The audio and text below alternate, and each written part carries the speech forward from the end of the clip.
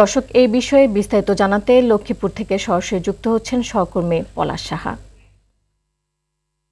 পলাশ, মধ্যরাত থেকে পদ্মা ও মেঘনা ইলিশ সহ সব মাছ ধরা নিষিদ্ধ হয়েছে, তো প্রশাসনের পক্ষ থেকে কোনো অভিযান করা হয়েছে কিনা জানাবেন আমাদের।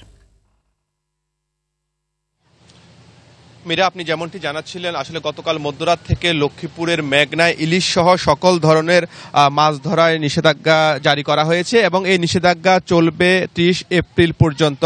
এবং এই 2 মাস মেঘনা নদী থেকে ইলিশ আহরণ, বিপণন, মজুদ সম্পূর্ণরূপে নিষেধাজ্ঞা জারি করেছে মৎস্য বিভাগ। আমি এখন রয়েছি লক্ষ্মীপুরের যে মৌজুতরির ঘাট, যে মাছঘাটে। এখানে এসে আমি যেমনটি দেখেছি, আসলে নিষেধাজ্ঞার সময় ঘনিয়ে আসায় গতকাল থেকে কিন্তু জেলেরা মাছ নদী থেকে তাদের নৌকা নিয়ে তীরে ফিরে এসেছে এবং এই 2 মাস তাদের আসলে সময় কাটবে নৌকা এবং তাদের যে মাছ ধরার সরঞ্জাম আছে সেগুলো মেরামত করে। এছাড়া আমি জেলা মৎস্য বিভাগের সাথে কথা বলেছি, তিনি আমাকে জানিয়েছেন যে এই 2 মাসে জেলেদের যে খাদ্য সহায়তা 80 কেজি করে 2 মাসে 160 কেজি করে চাল প্রতিজন জেলে পাবে। তবে আমি জেলেদের সাথে কথা বলেছি, তারা আমাকে জানিয়েছেন যে আসলে 2 মাসে যে খাদ্য সহায়তা দেওয়া হয় এটি তাদের চাহিদার তুলনায় একেবারে অপ্রতুল এবং তারা এই যে খাদ্য সহায়তা সেটি বরাদ্দ বাড়ানোর তারা দাবি জানিয়েছেন।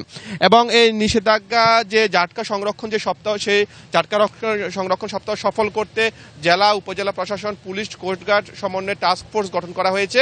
নিষেধাজ্ঞা চলাকালীন সময়ে টাস্ক ফোর্স নদী এবং যে মাছ ঘাটগুলো আছে সেখানে তারা প্রতিদিন অভিযান পরিচালনা করবে। নিষেধাজ্ঞা অমান্য করে যদি কোনো জেলে মাছ শিকার করতে যায় তাদেরকে জেল ও জরিমানার আওতায় আনা হবে। মীরা। পলাশ, আপনাকে ধন্যবাদ।